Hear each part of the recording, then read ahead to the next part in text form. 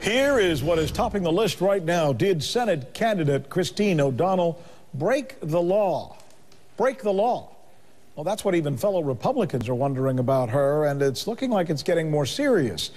Here's what they're talking about. Let me break this down for you. A D.C.-based government watchdog group says that O'Donnell is, quote, clearly a criminal. That's in closed quotes, folks. And should be prosecuted, they say, for allegedly spending $20,000 in campaign funds. Why? Well, they say it's because she wasn't even a candidate for any office when she spent all of that cash. Here, check this out. March of last year, O'Donnell writes a $750 check to Brent Vasher for a monthly rent. Well, it turns out he's her former boyfriend who bought her house when she was about to lose it to foreclosure. That payment was listed as fundraising expense reimbursement. The next month, she writes another check, same amount, to the same guy. This time it's listed as reimbursement for services. Also in 2009, O'Donnell writes a $22 check to the Lone Star Steakhouse. Another small payout from March of 2009, a check for $30, written to Cumberland Farms. Remember, this is money that was given that she was supposed to use for her campaign expenses. And then there's another one. This is a big spender. December 2009, O'Donnell writes a check to herself for $360. It's listed as a reimbursement Houston trip. Then this big one from July of this year, a $3,000 check to Carol O'Donnell. That's her mother, for financial consulting. Now, a lot of folks who have experience in politics are looking at these and they're smelling something that just doesn't smell right. Reporters at O'Donnell's event last night tried to get answers, but O'Donnell wasn't talking about the charges. She pretended she was actually going to comment on the charges, but here's actually what she said. Let's listen to this together. Why are you listening to a liberal organization in the first place? They're scared that the person that Harry Reid called his pet is not going to get the seat. The momentum surrounding this campaign is obvious. That's why they're creating baseless accusations. Can you talk about... I am confident that we have been ethical. We have not, I personally have not misused the campaign funds. We have our FEC lawyer, a great attorney, answering those charges if it ever goes anywhere. By the way, just to correct her and to be fair and to make sure that you have the proper information, these accusations do not come from a liberal organization. In fact, these accusations originally came from Republicans and conservative organizations against her. Our Gary Tuckman, by the way, was there, and he didn't quite understand what she was saying there, so he followed her out to try and give her another opportunity to answer the specific questions of whether or not she had spent some of this money for personal reasons that she was supposed to use specifically for her campaign. Let me let you watch this now. Mr. O'Donnell, I'm going to ask you that one question you promised you'd answer. I did answer it. No, about the rentals last year. Why were you paying rent money with campaign money? Tonight. Not happening. Well, that was the one question I had. I answered it. No, you didn't answer it. All right, and that's pretty much where the story stands right now. Let's talk to Melanie Sloan. Why? Her organization, Citizens for Responsibility and Ethics in Washington, is one doing a lot of the digging on this story. They have filed the complaints with the FEC and the Delaware U.S. Attorney's Office. Let's talk about some of these specifics, because look, a lot of the folks in our audience, they've never run for office. I've never run for office.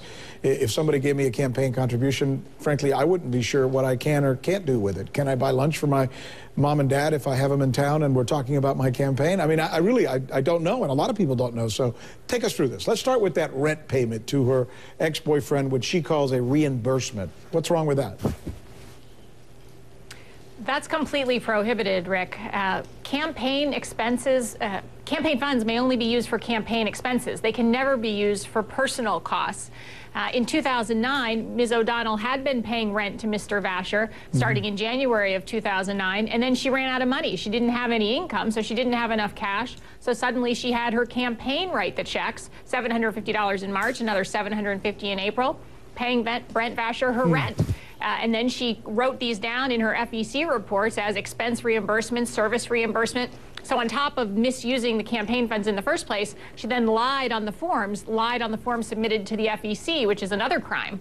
What about the fact that she gave $3,000 to her mom and said that her mom was her campaign consultant? Well, you can't just make up stuff. You are allowed to pay family members under certain circumstances. They have to be paid at fair market value for real services. So the question is, what kind of competency did Christine O'Donnell's mother have to provide financial consulting services, and was she paid at the fair market rate for the services she offered? It seems unlikely here. It seems like, again, Ms. O'Donnell was using her campaign coffers like it was her own bank account and giving out the money wherever she wanted. Is this a gray area, by the way? Because I would imagine, and everyone knows, that there are times when you're kind of stuck between a rock and a hard place, and you got to make a decision. And all businessmen and businesswomen who go out and have expense reports that they have to file sometimes wonder, can I include this? Can I include that? Is there any way you could look at the sum of what she has done and say, well, this could have happened to anybody, or politicians do this kind of stuff all the time? Politicians absolutely do not do this all the time. Politicians are very careful. They know that there's a clear prohibition on misappropriating campaign funds, basically stealing from your campaign. Simply because you're a candidate, Rick, doesn't mean every single expense you have is therefore a candidate expense, a campaign expense. There are limitations on that. Every time Christine O'Donnell went out to dinner or bought gas or went bowling, that doesn't all of a sudden make it a campaign expense just because she's a candidate, although in 2009 she wasn't even a candidate. Is that the biggest part of the problem here, the fact that when she was doing these expenses, she wasn't running for anything? So where did this money come from? Was that left over from her last campaign?